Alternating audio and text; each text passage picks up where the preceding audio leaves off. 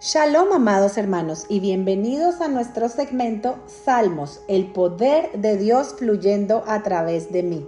Hoy vamos a estudiar el maravilloso Salmo 25, con el cual nuestro Abba Kadosh nos va a enseñar unos principios de fe fundamentales, unos principios maravillosos que van a llevar nuestra vida a otro nivel. Así que vamos a orar para poner este tiempo en manos de nuestro Padre Celestial. Bendito Padre Eterno, te damos gracias en este día por permitirnos estar aquí una vez más con el anhelo de escudriñar tu palabra, con el anhelo de aprender de ti, Padre, con el anhelo de ser perfeccionados a la estatura del varón perfecto. Padre Eterno, te pedimos, mi Dios, que nos fortalezcas para que sigamos en esa búsqueda, Padre, que no nos cansemos de buscar, de pedir, de tocar, Padre Celestial, porque así como tú dijiste en tu palabra, el que busca encuentra, el que llama se le abrirá y el que pide recibe, Padre Eterno. Anhelamos, mi Dios, recibir todo lo que tú tienes para nosotros en este tiempo en el que tú nos has permitido vivir, Padre Eterno. Bendecimos este tiempo, Padre, y te pedimos que sea tu Ruach, tu Santo Espíritu, guiándonos a toda verdad, que seas tú preparando los terrenos de nuestros corazones para que esta palabra caiga en un terreno fértil y que dé frutos de verdad y de justicia. Te lo pedimos en el poderoso nombre de Yeshua HaMashiach. Amén y amén. Bueno, amados, y hoy vamos a estudiar el Salmo 25. Un salmo que aplica para cada uno de nosotros. ¿Por qué? Porque en algún momento de nuestras vidas todos hemos experimentado momentos de confusión, de desesperación, ¿verdad? Esos momentos en los que no sabemos qué hacer o en quién confiar o cuál camino tomar. Momentos en los que creemos que todo se ha perdido. Y precisamente este era uno de los momentos en los que estaba atravesando David cuando le fue inspirado este salmo. David se encontraba pasando un momento de mucha angustia, de desilusión, de tristeza, ya que su hijo Absalom se había rebelado contra él y había reunido a todo el ejército para arrebatarle el reino por la fuerza. Así que el contexto de este salmo lo podemos encontrar en 2 de Samuel 15 del 10 al 18. Algo muy interesante era que podemos ver que David era consciente de que esta rebelión que se había levantado en contra suya respondía al juicio de Dios por su pecado con Betsabé.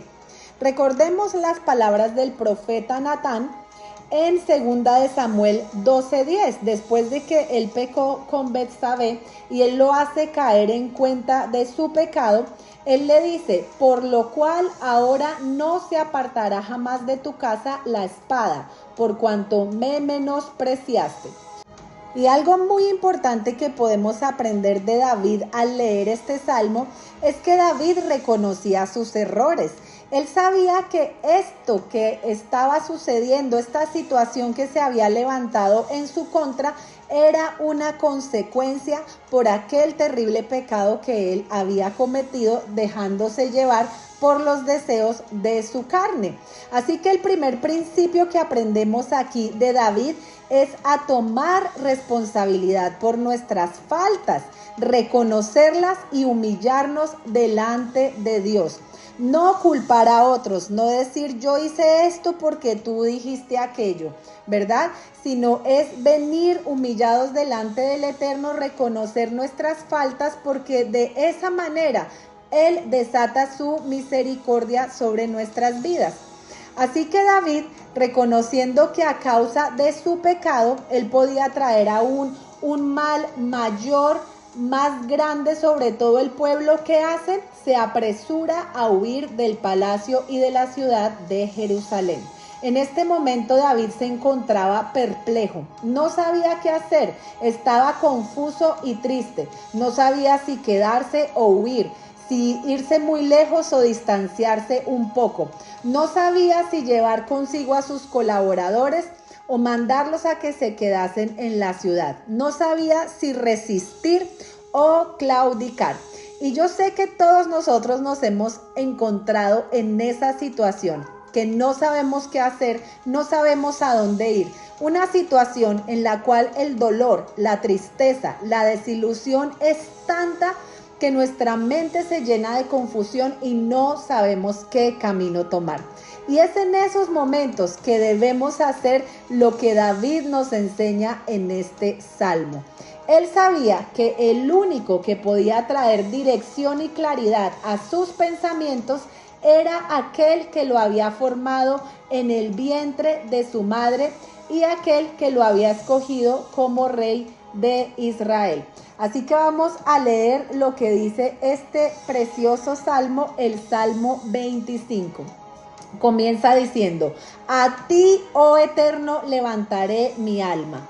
Dios mío, en ti confío, no sea yo avergonzado, no se alegren de mí mis enemigos. Ciertamente, ninguno de cuantos esperan en ti será confundido. Serán avergonzados los que se rebelan sin causa. Muéstrame, oh Adonai, tus caminos, enséñame tus sendas, encamíname en tu verdad y enséñame, porque tú eres el Dios de mi salvación. En ti he esperado todo el día. Acuérdate, oh Eterno, de tus piedades y de tus misericordias que son perpetuas. De los pecados de mi juventud y de mis rebeliones no te acuerdes. Conforme a tu misericordia, acuérdate de mí. Por tu bondad, oh Eterno. Bueno y recto es Adonai, por tanto Él enseñará a los pecadores el camino. Encaminará a los humildes por el juicio y enseñará a los mansos su carrera. Todas las sendas del Eterno son misericordia y verdad para los que guardan su pacto y sus testimonios. Por amor de tu nombre, oh Eterno, perdonarás también mi pecado que es grande. ¿Quién es el hombre que teme al Eterno? Él le enseñará el camino que ha de escoger. Gozará él de bienestar y su descendencia heredará la tierra. La comunión íntima del Eterno es con los que le temen y a ellos hará conocer su pacto. Mis ojos están siempre hacia Adonai, porque él sacará mis pies de la red. Mírame y ten misericordia de mí, porque estoy solo y afligido. Las angustias de mi corazón se han aumentado. Sácame de mis congojas, mira mi aflicción y mi trabajo y perdona todos mis pecados. Mira mis enemigos cómo se han multiplicado y con odio violento me aborrecen. Guarda mi alma y líbrame. No sea yo avergonzado porque en ti confié. Integridad y rectitud me guarden, porque en ti he esperado. Redime, oh Dios, a Israel de todas sus angustias. Qué hermoso este salmo. Así que vamos a comenzar a desglosar cada versículo para ver lo que el Padre nos quiere enseñar en este maravilloso salmo. David comienza diciendo: a ti, oh Eterno, levantaré mi alma. Aquí vemos que en medio de esa terrible y angustiosa situación que David está atravesando, él comienza diciendo: a ti levantaré mi alma. Y esa palabra levantar viene de la raíz hebrea nasá. Nasá tiene varias aplicaciones, quiere decir levantar, quiere decir aguantar, sostener, soportar, enfrentar, perdonar, ser llevado o ser barrido. Y miren qué hermoso lo que encontramos en la gematría de esa palabra nasá. La palabra nasá se escribe con una nun, una shin y una alef, que nos da 351 y en su gematría reducida nos da el número 9. El 9 es la letra Tet, que es la letra de la verdad y del nuevo nacimiento. Así que, ¿qué quiere decir esa palabra levantar nuestra alma? Levantar nuestra alma al Eterno quiere decir humillarnos, pero humillarnos con un corazón sincero, porque mucha gente pide perdón a Dios, pero solamente de dientes para afuera. Sus corazones siguen endurecidos y llenos de orgullo y de vanagloria. No reconocen sus errores, siempre están culpando a los demás. Un comentario de Rashi explica que la intención del corazón es la expresión del alma.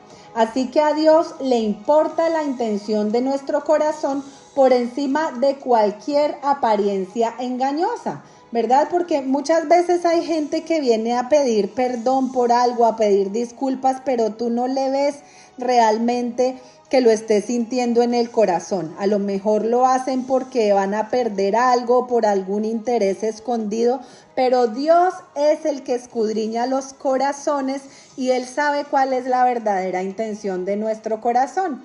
En 1 Corintios 4:5 dice, así que no juzguéis nada antes de tiempo, hasta que venga el Señor, el cual aclarará también lo oculto de las tinieblas y manifestará las intenciones de los corazones. Y entonces cada uno recibirá su alabanza de Dios. ¡Wow! ¡Qué tremendo este versículo! Porque nosotros podemos engañar a muchas personas. Podemos tener palabras dulces, decir lo que nos conviene, pero el Eterno es el que escudriña y sabe cuáles son las intenciones de nuestro corazón. Así que miren qué tremendo que podamos tomar este ejemplo de David, que cuando se nos presenten situaciones difíciles, situaciones en las que no sabremos qué hacer, que podamos elevar nuestra alma a Él en humillación, que podamos realmente venir delante de Él, reconociendo que nuestra ayuda solamente viene de Él, que pongamos el enfoque en Él y no en el problema, que no nos dejemos ahogar por esa situación que nos está oprimiendo. Así que una vez que David ha hecho esto y ha elevado su alma con sinceridad de corazón, viene el versículo 2 que dice, Dios mío, en ti confío, no sea yo avergonzado, no se alegren de mí mis enemigos. Aquí vemos que David reconoce que él mismo causó toda esta situación, que él no puede hacer nada. Así que él apela a la misericordia del Eterno para que él no quede en vergüenza y que todos sus enemigos hagan burla de él. Nosotros los que tenemos hijos podemos entender esto de una mejor manera. ¿Qué pasa cuando nuestros hijos cometen errores en contra de otra persona y a lo mejor esa persona viene a quejarse con nosotros acerca de nuestros hijos, ¿verdad? Viene a acusarlos. ¿Qué hacemos nosotros? ¿Acaso nosotros le entregamos a nuestros hijos a los enemigos para que hagan con ellos lo que quieran? No, ¿verdad? ¿Qué hacemos? Nosotros los reprendemos, los disciplinamos, pero no le vamos a permitir a otra persona que los dañe por algún error que ellos hayan cometido. Y si eso hacemos nosotros, ¿cuánto más nuestro Padre Celestial? Por eso dice aquí el versículo 3, ciertamente ninguno de cuantos esperan en ti serán confundidos, serán avergonzados los que se rebelan sin causa. Y vemos aquí que David no solamente está haciendo una petición personal, sino que está pidiendo por todos aquellos que en el futuro pondrán su esperanza en él, para que ellos tampoco se avergüencen de su expectación a causa de la tardanza de las cosas que esperan. Muchos de nosotros hemos estado esperando cosas por bastante tiempo, ¿verdad? A lo mejor alguien ha estado esperando ser sano de alguna enfermedad. Alguien ha estado esperando la restauración de su matrimonio. Otros han estado esperando que un hijo sea sano o que sea libre de alguna adicción. Muchos, todos estamos esperando incluso la venida gloriosa del Mesías. Y aunque se tarda, ¿verdad?, no podemos perder esa esperanza y no podemos dejar de confiar y de creer de que fiel es el que lo prometió.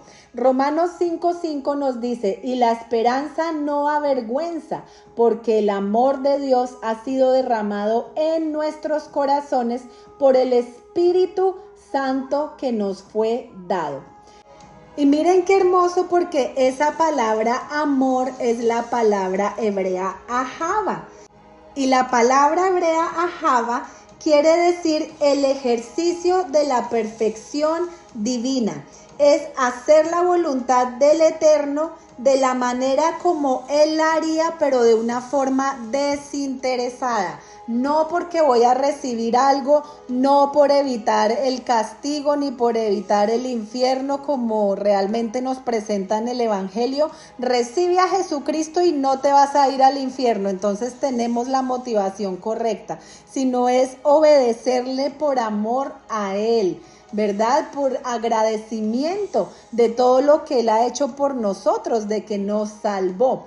Entonces aquí el versículo 4 dice: muéstrame, oh Eterno, tus caminos y enséñame tus sendas. Aquí podemos ver un eco de la oración de Moisés cuando su pueblo se rebeló en el Sinaí. Esto está en Éxodo 33:13. Sabemos que generalmente el hombre es falto de entendimiento espiritual, moralmente ciego e ignorante, y aún más cuando se encuentra en situaciones de angustia. ¿Por qué? Porque en esos momentos la mente se nubla, ¿verdad? No podemos pensar con claridad. Así que, ¿qué hacemos? Tomamos decisiones en las emociones y esos resultados pueden ser nefastos. Así que como David entiende su condición humana, entiende que está en un momento de tanta angustia que ni siquiera puede pensar bien, él clama al Eterno diciéndole: Señor, muéstrame tus caminos. Y esa palabra hebrea para caminos es la palabra derech, que quiere decir: muéstrame el curso de la vida, muéstrame de qué modo debo actuar, qué acción debo tomar, cómo me debo conducir en este momento que estoy pasando por esta angustia. Me gusta mucho cómo lo expresa el mismo David en el Salmo 119:34, donde dice: dame entendimiento para que guarde tu ley y la cumpla de todo corazón. Hazme andar por la senda de tus mandamientos, porque en ella me deleito. Si ven, ahí vemos otra vez la palabra ahava. Si tú me revelas, si tú me das entendimiento para yo guardar tu ley y cumplirla de todo corazón, por amor a ti, no porque voy a obtener ningún beneficio, entonces yo me deleitaré en guardar esos mandamientos. Proverbios 3:17 nos dice: sus caminos son caminos deleitosos y todas sus veredas son paz. Así que cuando nosotros tenemos ese entendimiento, ¿saben qué? La instrucción del Eterno no nos va a parecer complicada ni difícil, porque lo vamos a hacer con deleite, sabiendo que todos sus caminos nos van a conducir hacia el shalom, hacia la paz. Luego el versículo 5 dice: encamíname en tu verdad y enséñame, porque tú eres el Dios de mi salvación. En ti he esperado todo el día. Aquí David le está diciendo al Eterno: muéstrame el final de esta situación. Muéstrame el final de la película. Tú que ves la obra terminada, déjame ver cómo va a terminar todo esto. ¿Alguno de ustedes ha visto una película ya conociendo el final? Cuando se la ven por segunda o tercera vez con sus hijos que ellos no la han visto, y tú lees esa angustia y tú estás como: bueno, sí, todo esto se está desarrollando, todos los problemas, las tribulaciones, pero al final yo sé en qué va a terminar esta película. Así que eso es lo que David le está pidiendo al Eterno. David sabía que él estaba viviendo una terrible realidad, pero que esa no era la verdad absoluta. Y no sé si a ustedes, pero a mí esto me da una tremenda esperanza de que, aunque en este momento las cosas parezcan que está todo al revés, que hay un tremendo caos, que la realidad nos está mostrando desolación, tristeza, soledad, escasez, plagas, pestes, enfermedades, nosotros debemos mantener nuestra mirada puesta en aquel que es la verdad. en Yeshua, el autor y consumador de la fe, porque sabemos que esto va a terminar bien. Esto va a terminar en victoria, como nos dice Apocalipsis 21:3. Miren qué hermoso lo que dice: y oí una gran voz del cielo que decía: he aquí el tabernáculo de Dios con los hombres, y Él morará con ellos, y ellos serán su pueblo, y Dios mismo estará con ellos como su Dios. Enjugará Dios toda lágrima de los ojos de ellos, y ya no habrá muerte, ni habrá llanto, ni clamor, ni dolor, porque las primeras cosas pasaron. Qué glorioso cuando llegue este día. Dice el versículo 6 del Salmo 25: acuérdate, oh Eterno, de tus piedades y de tus misericordias que son perpetuas. Aquí encontramos dos maravillosas fuentes de confianza.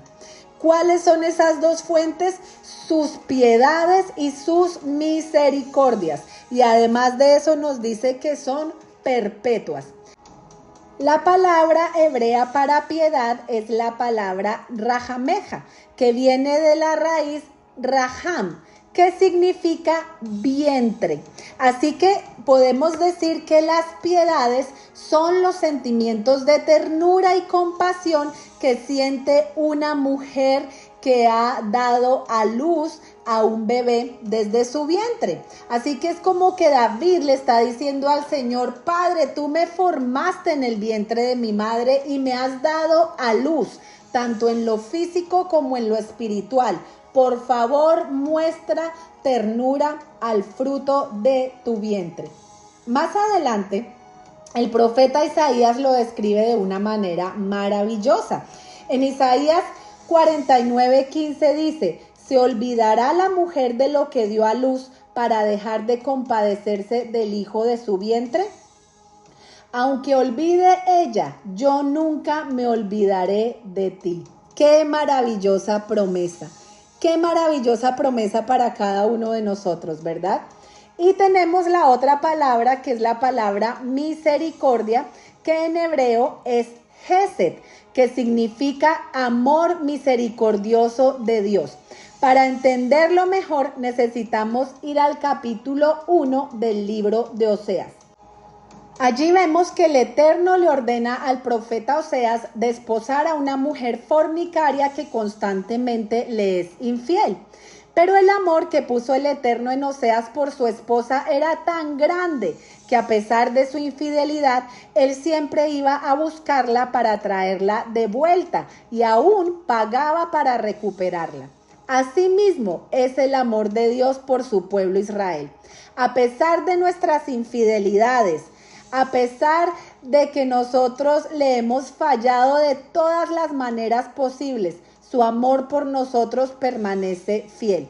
Y ese amor compasivo y fiel es lo que en hebreo se conoce como Hesed, como misericordia. Isaías 54:10 nos lo expresa de esta manera: porque los montes se moverán y los collados temblarán, pero no se apartará de ti mi misericordia, ni el pacto de paz se quebrantará, dijo el Eterno, el que tiene misericordia de ti. Así que David, entendiendo todo esto, ya viene en el versículo 7 y le dice: de los pecados de mi juventud y de mis rebeliones no te acuerdes. Conforme a tu misericordia, acuérdate de mí por tu bondad, oh Eterno. Así que David apela a los sentimientos tiernos del Dios que le ha engendrado y a la lealtad del Dios que ha hecho pacto con él. Él sabe que no existe ningún mérito propio al que él pueda apelar para que Dios le ayude. Por el contrario, él reconoce que a causa de su pecado y su rebeldía está cosechando todo este mal, todo este dolor y sufrimiento. Así que suplica que el Señor se acuerde de sus piedades y de sus misericordias y que olvide los pecados y las rebeliones de su juventud. Esos pecados que hemos cometido por falta de conocimiento, ¿verdad? Oseas 4:6 nos dice: porque mi pueblo pereció porque le faltó conocimiento. Pero bendito sea el Eterno que en este tiempo está abriendo los ojos de nuestro entendimiento y está poniendo en nuestros corazones el querer como el hacer para salir de ese estado de ignorancia, para sumergirnos en su palabra y para ser transformados y limpiados por ella. El versículo 8 dice: bueno y recto es el Eterno, por tanto, Él enseñará a los pecadores el camino. Así que la palabra para recto en hebreo es la palabra yashar, que quiere decir santo, verdadero, sincero en todas sus declaraciones, promesas y ofrecimientos a los pecadores. Y Él prometió que Él le enseñará a los pecadores el camino, y eso mismo es lo que está haciendo con nosotros. Recuerdo siempre cuando yo recién comencé a ir a la congregación, ¿verdad? Empecé a conocer del Eterno. Me quedó muy marcado el primer versículo que Él me dio, y fue el Salmo 33:8. Que dice: yo te haré saber y te enseñaré el camino en que debes andar. Te aconsejaré con mis ojos puestos sobre ti. Qué maravilloso, porque así mismo ha sido. Él mismo me ha llevado de su mano, y no solo a mí, sino a todos nosotros, los que hoy en día queremos volver a su instrucción, los que hoy en día queremos realmente hacer su voluntad por amor a Él. Dice el versículo 9: encaminará a los humildes por el juicio y enseñará a los mansos su carrera. Aquí en el versículo 9 nos aclara a quiénes son los que Él va a enseñar sus caminos. Miren qué interesante que dice: a los humildes y a los mansos. La palabra humildes viene de la raíz hebrea anaf, que quiere decir pobre, débil, afligido, humilde. Pero no es el concepto de pobre que nosotros tenemos, que es una persona que no tiene cosas materiales, que no tiene una casa, que no tiene lujos, que no tiene que comer. No, aquí la palabra pobre se refiere al pobre de espíritu. Una persona pobre de espíritu es aquel que sabe que está arruinado espiritualmente cuando está sin Dios.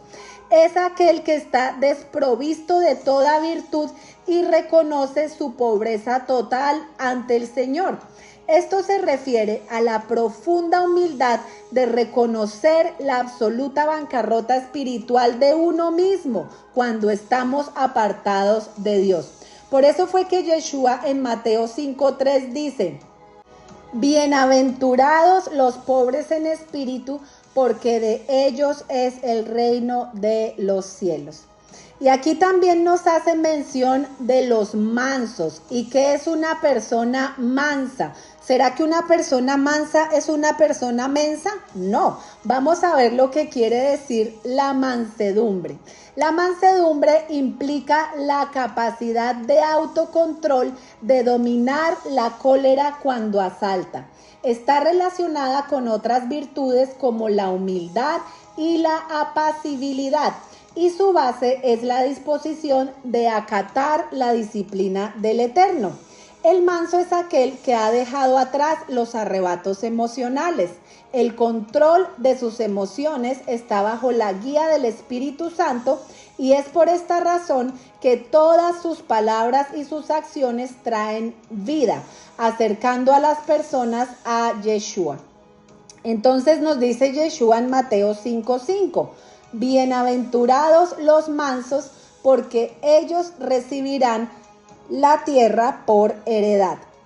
Entonces miren qué tremendo, porque una persona mansa es aquella que puede ejercer dominio propio sobre sus emociones. No es aquella persona que toma decisiones en las emociones, es esa persona que entiende que cada vez que ella haga eso, seguramente va a tomar una mala decisión que le va a causar mucho dolor y sufrimiento. Así que una persona mansa no es la persona mensa que se deja pisotear por todo el mundo, que todo el mundo le pasa por encima, no. es simplemente la que tiene autocontrol de esas emociones. Nos dice el versículo 10, todas las sendas de Adonai son misericordia y verdad para los que guardan su pacto y sus testimonios. Y aquí es muy importante, para los que guardan su pacto y sus testimonios.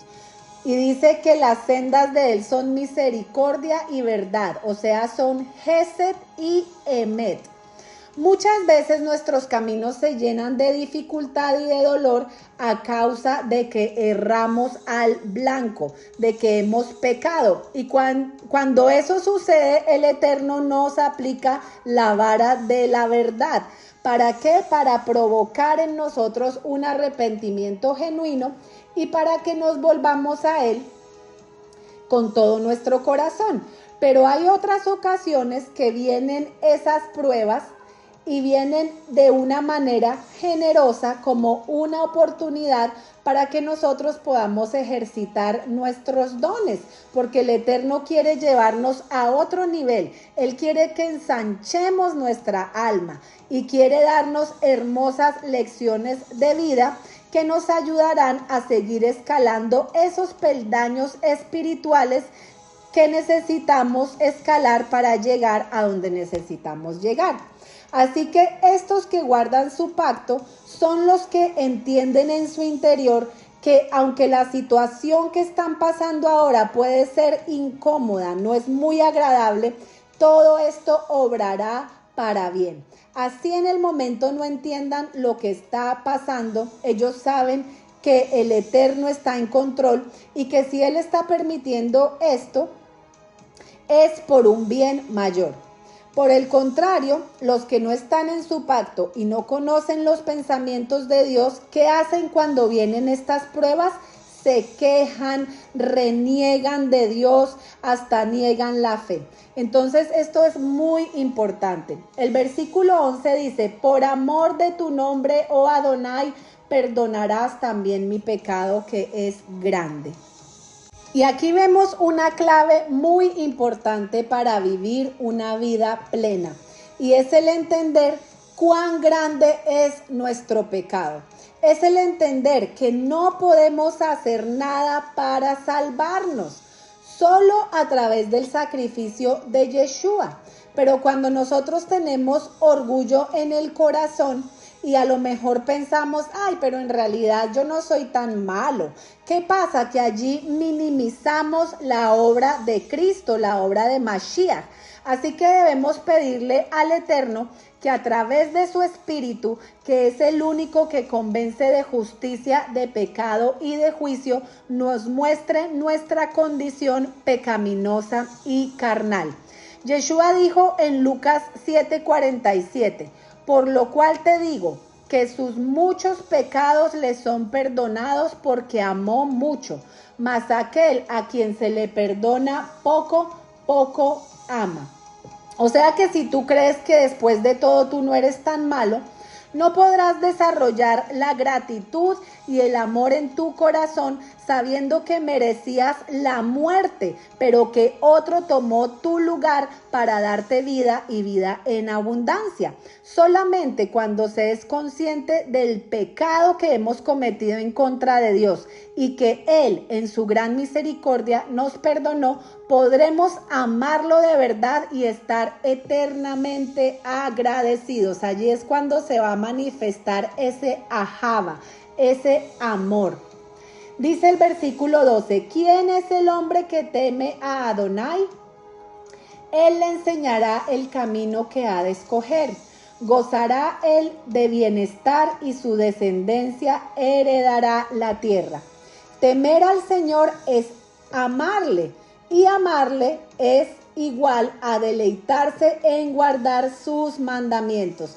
¿Y cómo se desarrolla ese temor de Dios? Precisamente escudriñando su palabra, entendiendo esa obra redentora que Él hizo por nosotros, y no solo estudiando su palabra para llenarnos de conocimiento, sino para ponerla por obra, porque es en ese ejercicio que se va desarrollando el amor a Dios en nuestras vidas. Recuerden el significado de ahava, ejercicio de la perfección divina. Hacer la voluntad del Eterno de manera desinteresada. Tenemos que llegar a ello. Tenemos que cambiar esa manera occidental de pensar, de que le servimos al Eterno porque vamos a recibir algo a cambio, que si damos ofrendas y diezmos es porque nos va a ir bien, porque vamos a recibir algo, ¿verdad? Tenemos que cambiar esa manera de pensar y hacerlo realmente por amor a Él. Allí es cuando verdaderamente vamos a poder decir que amamos al Eterno. ¿Qué dijo Yeshua? El que me ama guarda mis mandamientos, ¿verdad? Pero hay que guardarlos desde esa conciencia, desde esa intención, desde esa motivación del corazón. Miren qué hermosa esta promesa que hay en el Salmo 128 para los que temen al Señor. Dice: bienaventurado todo aquel que teme al Señor, que anda en sus caminos. Cuando comas del trabajo de tus manos, dichoso serás y te irá bien. Tu mujer será como fecunda vid en el interior de tu casa, tus hijos como plantas de olivo alrededor de tu mesa. He aquí que así será bendecido el hombre que teme al Señor. Luego el versículo 14 del Salmo 25 nos dice: la comunión íntima de Adonai es con los que le temen y a ellos hará conocer su pacto. ¿Y cuál es ese pacto? Ese pacto está en Jeremías 31. Dice: porque este es el pacto que haré con la casa de Israel después de aquellos días, declara el Eterno. Pondré mi ley dentro de ellos y sobre sus corazones la escribiré, y yo seré su Dios y ellos serán mi pueblo. Y no tendrán que enseñar más cada uno a su prójimo y cada cual a su hermano diciendo: conoce al Señor, porque todos me conocerán, desde el más pequeño de ellos hasta el más grande, declara el Eterno. Pues perdonaré su maldad y no recordaré más su pecado. Qué maravilloso, ese es el pacto realmente. El pacto no es de que si tú confiesas a Jesús en tu corazón no te vas a ir al infierno. El pacto no es de que si tú recibes a Dios todo te va a salir bien y vas a ser rico y vas a tener casas y carros y todo lo que nuestra carne desea. No, miren el pacto del Eterno.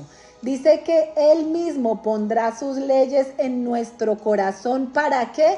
Para que seamos su pueblo, para que nos alineemos a Él y podamos llegar a esa vida plena que Yeshua prometió para cada uno de nosotros. Versículo 15: mis ojos están siempre hacia el Eterno, porque Él sacará mis pies de la red. Tener los ojos puestos hacia el Eterno es un ejercicio constante de fe expectante. Es tomar un tiempo diario para pasar en intimidad con el Eterno. ¿Para qué? Porque cuando nosotros hacemos eso, ¿saben qué pasa? Que Él nos va a dar la sabiduría, nos va a dar el discernimiento para no caer en la trampa del enemigo. Y esto es muy importante. Porque si nosotros no tenemos una relación viva con el Padre, seremos presa fácil del enemigo. ¿Y cómo hacemos para desarrollar este hábito de estar constantemente en su presencia? Por ahí hay un dicho que dice que la práctica hace al maestro.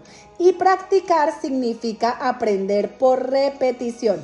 Así que debemos poner ese tiempo como una prioridad en nuestras vidas, ya que solamente una vida vivida desde la presencia del Eterno dará fruto, estará segura y será poderosa y llena de gozo. Así que saquemos ese tiempo diario, tratemos de poner una hora para siempre tener esa cita con Él y sentémonos a sus pies y esperemos qué es lo que Él nos quiere enseñar. Dice el versículo 16: mírame y ten misericordia de mí, porque estoy solo y afligido.